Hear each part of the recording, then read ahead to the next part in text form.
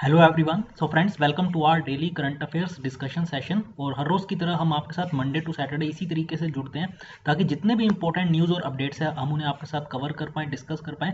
और आज हम यहाँ पर बात करेंगे 4 अप्रैल और 5 अप्रैल के अभी तक के जितने भी इंपॉर्टेंट अपडेट्स हैं इन दोनों दिनों के, उन्हें हम यहाँ पर कवर करेंगे। तो आपको क्या करना है, देखिए इन सेशंस को जरूर देखा करें अगर आप प्रिपरेशन खासकर कर रहे हैं किसी भी बैंकिंग, एसएससी या रेलवे एग्जाम के। इसके अलावा भी जो हमारे स्टेट लेवल के एग्जाम्स होते हैं, क्योंकि अगर आप इनको देखेंगे, इनके प्रीवियस ईयर्स पेपर को एनालाइज करेंगे तो आपको काफी सारे क्वेश्चंस जो है इनमें करंट अफेयर्स के पोर्शन में से देखने को मिलेंगे। और मैंने आपको हमेशा कहा कि वो ऐसा नहीं 1 महीने 2 महीने पुराने होते, 3 6 से 9 महीने पुराने करंट अफेयर्स से क्वेश्चंस पूछे जाते हैं। तो इसीलिए देखिए आपको अपडेटेड रहना है। तो इसीलिए अगर आप हमारा 10 से 12 मिनट का ये सेशन रहता है, अगर आप इसको रोज देखेंगे डेली, तो यहाँ पर हम मेनली जो एग्जाम में जो पूछे जा सकते हैं क्वेश्चंस, उनको यहाँ पर मेनली कवर करते हैं और वो भी डिटेल में यहाँ पर डिस्कस करते हैं, ठीक है ना। तो आप जरूर हमारे साथ जुड़े जुड़े इसी तरीके से। इसके लिए आप हमारे जो हमारा ये यूट्यूब चैनल है इसको सब्सक्राइब भी करें, नोटिफिकेशन बेल को प्रेस भी करें, क्योंकि इसके अलावा भी आपको क्वांट, रीजनिंग, इंग्लिश सब्जेक्ट से रिलेटेड वीडियोस भी लगातार बेसिस पर हम प्रोवाइड करते हैं। तो चलिए स्टार्ट करते हैं आज के सेशन को।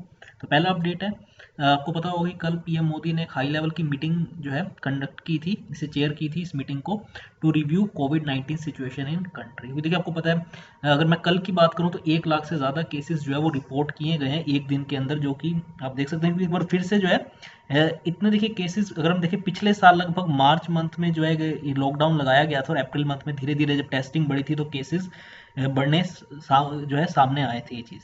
लेकिन एक बार फिर से आप लगभग पूरे 1 साल के बाद दोबारा से आप देखेंगे ये जो केसेस है वो अपने पीक पर है। बीच में देखिए काफ़ी टाइम सिचुएशन कंट्रोल में थी, लेकिन अगर फिर से आप देखेंगे तो जो है नंबर ऑफ केसेस बिल्कुल अपने हाई लेवल पे है, पीक पर है। तो इसलिए जो है पीएम मोदी ने मीटिंग कंडक्ट की हाई लेवल की, ठीक है। और वहाँ पर कोविड-19 की सिचुएशन, खासकर जो टेस्टिंग को लेके, वैक्सीनेशन का प्रोसेस जो है अभी किस तरीके से चल रहा है उसको लेके जो है पूरा ये मीटिंग कंडक्ट की गई थी। So PM Narendra Modi chaired a high level meeting to review the कोविड-19 situation and vaccination programme in the country. यहाँ पर उन्होंने स्ट्रेस किया कि 5 फोल्ड स्ट्रेटेजी, जिसमें टेस्टिंग, सबसे पहले देखिए ऑब्वियसली बात, जब आप टेस्ट करेंगे तो ही आप देखिए उनको जो है बाकियों से अलग करके जो उनको फिर उनकी जो एक तरीके से ट्रेस करना, क्योंकि देखिए अगर एक बार एक फैमिली मेंबर में अगर कोई पर्सन पॉजिटिव पाया जाता है तो फिर उसके बाकी के मेंबर्स का टेस्ट करना था कि वो भी अगर पॉजिटिव पाए जाते हैं। तो इस तरीके से जिस तरीके से आप देखते हैं ट्रेस किया जाता है आगे जो है पूरी इस चेन को, देन उसका उनका जो अब पाए गए हैं उनका ट्रीटमेंट, उसके बाद कोविड अप्रोप्रिएट बिहेवियर, यानी हम जो प्रिकॉशनरी मेजर्स है उनको हम अडॉप्ट करें। इसके अलावा वैक्सीनेशन तो देखिए आपको पता चल ही रहा है, अब जो पहले 60 ईयर्स से सिर्फ अबव की एज के लोगों को ये वैक्सीन पहले प्रोवाइड की जा रही थी। उससे पहले सबसे पहले फ्रंट लाइन वर्कर्स को ये वैक्सीन दी गई है, उसके बाद फिर 60+ एज के लोगों को, और अब 45+ में ये, अगर आपकी एज 45 ईयर्स है उससे ज़्यादा है तो आप इसके लिए अब एलिजिबल हैं, ठीक है ना। तो 5 फोल्ड स्ट्रेटेजी, जिसमें सबसे पहले टेस्टिंग, फिर उन जो भी पॉजिटिव पाए गए उनके आसपास रहने वाले सभी लोगों की ट्रेसिंग, फिर उनका ट्रीटमेंट, उसके बाद हम कोविड के अप्रोप्रिएट बिहेवियर यानी जो प्रोटोकॉल्स है, गाइडलाइंस है, उनको फॉलो करें, जैसे मास्क आपको पता है, देन सोशल डिस्टेंसिंग जैसी चीज़ें, और उसके बाद आखिरी में वैक्सीनेशन। इसके अलावा एक स्पेशल कैंपेन भी फॉर कोविड अप्रोप्रिएट बिहेवियर, क्योंकि देखिए लगभग मैंने आपको बताया 1 साल हो गया और अब एक बार अब देखेंगे बहुत सारे ऐसे लोग हैं जिन्होंने अब इसको लाइटली लेना शुरू कर दिया। अब देखेंगे बहुत कम लोग आपको मास्क पहने हुए देखेंगे, तो इसलिए बहुत ज़रूरी है कि दोबारा से हम इसे सीरियसली लें, ठीक है। और 100% mask usage, personal hygiene, sanitation, इन सब पर जो है एक बार दोबारा से एम्फेसिस प्रोवाइड करने के लिए, एम्फेसिस करने के लिए जो है एक ये स्पेशल कैंपेन लॉन्च किया जा रहा है 6 से, ठीक है ना। 6 अप्रैल से 14 अप्रैल तक ये कैंपेन चलाया जाएगा, जिसमें दोबारा से जो गाइडलाइंस है, जो प्रोटोकॉल्स हैं, उनको फॉलो करा जाए, उसके लिए जो है एम्फेसिस जो है दी जाएगी इन सभी चीज़ों पे। इसके अलावा मैंने आपको बताया जो कोविड-19 के केसेस और डेथ्स जो लगातार आप देख रहे हैं कि वो बढ़ रहे हैं एट द अलार्मिंग रेट, और जिसमें जो है आपको देखेंगे 10 स्टेट्स ऐसे हैं जहाँ से मोर देन 91% केसेस और डेथ्स जो है वो सामने आ रहे हैं। जैसे सबसे ज़्यादा महाराष्ट्र में इस टाइम केसेस आ रहे हैं। देन इसके अलावा अगर बात करें तो गुजरात, ठीक है, छत्तीसगढ़, इसके अलावा अगर बात करें तो भी देखिए वेस्ट बंगाल में जैसे इलेक्शन चल रहे हैं, अगर आप वहाँ पे रैलीज देखेंगे तो इतनी ज़्यादा भीड़ इकट्ठी हो रही है, तो वहाँ पर देखिए बहुत ज़्यादा रिस्क है कि वहाँ पे स्प्रेड बहुत तेज़ी से वायरस हो रहा हो इस टाइम पे। इसके अलावा भी जहाँ जहाँ पे देखिए इलेक्शंस हो रहे हैं, इसलिए बहुत ज़रूरी है कि प्रॉपर गाइडलाइंस को फॉलो किया जाए, ठीक है। तो हाई लेवल की मीटिंग पीएम मोदी ने कल कंडक्ट की थी, उसका विजुअल्स देख सकते हैं, ठीक है। नेक्स्ट अगर बात करें तो यूनियन हेल्थ मिनिस्टर जो है डॉक्टर हर्षवर्धन, उन्होंने देखिए national policy for rare diseases को अप्रूव कर दिया है, ठीक है। और क्योंकि काफ़ी टाइम से जो स्टेक होल्डर्स है वो कह रहे थे कि इस जो पॉलिसी को ड्राफ्ट किया जा रहा है उसकी डिटेल्ड गाइडलाइंस सामने लाई जाए, तो इन्होंने अपने हेल्थ मिनिस्ट्री ने अपनी वेबसाइट पर इसको अपलोड कर दिया है, ये जो नेशनल पॉलिसी है फॉर रेयर डिसीजेस। ठीक है, रेयर डिसीज जो बहुत कम लोगों में पाई जाती है, जिसका इलाज भी आप देखेंगे तो बहुत महंगा होता है, तो उसे अफोर्डेबल करने के लिए जो है ये नेशनल पॉलिसी लाई गई है। ठीक है, national policy for rare diseases 2021 which aims to reduce the high cost of treatment, जैसे मैंने आपको बताया, for rare diseases and will increase focus on domestic research, यानी इन डिसीजेज की जो मेडिसिन है उसको डोमेस्टिकली जो है मैन्युफैक्चर किया जाए, इस पर भी फोकस रहेगा। So the policy envisions the creation of a national hospital based registry of rare diseases, ठीक है, so that there is an availability of adequate data of rare diseases for the research and development. मतलब कोई भी अगर disease है तो for example एक साल में जो है कितने लोगों को वो होती है, ठीक है ना, उसकी बहुत जरूरी है कि एक पूरी रजिस्ट्री हो, उसके पूरा एक डाटा हो, ठीक है ना। ये हॉस्पिटल वाइज ये लिस्ट पहले प्रिपेयर की जाएगी और उसको फिर कंपाइल करके एक आइडिया लगेगा कि ऐसी कौन कौन सी रेयर डिसीजेज है जो सामने आती है, ठीक है ना, इंडिया के अंदर अगर हम पर्टिकुलरली बात करें, और फिर उसी के अकॉर्डिंग जो सबसे ज़्यादा मतलब डिसीज अकर होती है या जो सबसे ज़्यादा कॉस्टली है, तो उस पर जो है रिसर्च एंड डेवलपमेंट आगे किया जाए उनके मेडिसिन वगैरह पर, ठीक है ना।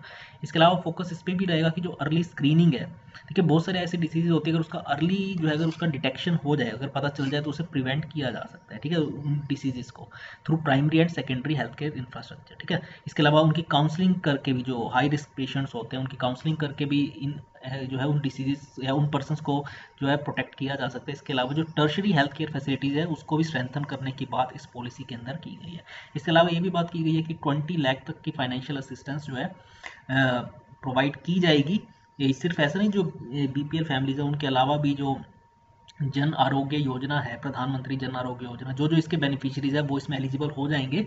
अभी तक ये देखिए प्रोविजंस है कि 20 लाख तक का जो है वन टाइम इसमें गवर्नमेंट जो है वो ट्रीटमेंट प्रोवाइड करेगी। पर जो भी देखिए इसकी डिटेल जब एक्चुअल में इसे इंप्लीमेंट किया जाएगा तो मैं जरूर आपके साथ शेयर करूंगा। तो मेन ये है कि हेल्थ मिनिस्टर डॉक्टर हर्षवर्धन ने इसे अप्रूव कर दिया है और इसे हेल्थ मिनिस्ट्री पर भी इस पूरी पॉलिसी को अपलोड कर दिया गया है, ठीक है।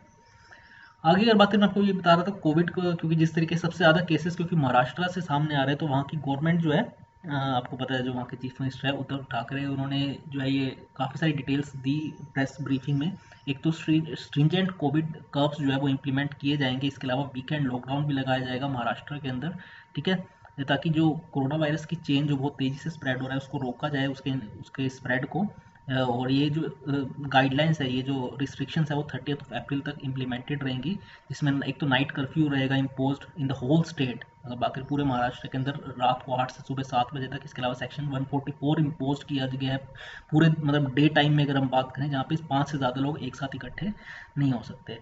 इसके अलावा जितने भी प्राइवेट ऑफिस है उन्हें कहा गया है कि वो वर्क फ्रॉम होम को अडॉप्ट करें, जैसा भी देखिए आपको उधर काफ़ी टाइम से पहले भी चल रहा था, तो दोबारा से जितने प्राइवेट ऑफिस है उनको कहा गया कि वो वर्क फ्रॉम होम को प्रमोट करें, अपने जो उनके वहाँ काम करने वाले एम्प्लॉयज़ है। इसके अलावा जो गवर्नमेंट डिपार्टमेंट्स है, बैंकिंग और फाइनेंशियल सेक्टर्स है, उनको कहा गया है कि वो 50% स्टाफ कैपेसिटी के साथ ऑपरेट करें। इसके अलावा जितने भी अम्यूजमेंट पार्क्स है, रिलीजियस प्लेसेस है, सैलून्स है, पार्लर्स है, जिम्स, इंडोर गेमिंग फैसिलिटीज सारी बंद रहेंगी। इसके अलावा जितने भी पॉलिटिकल या जो गैदरिंग्स होते हैं उन सबको अभी के लिए बंद किया गया है, ठीक है ना।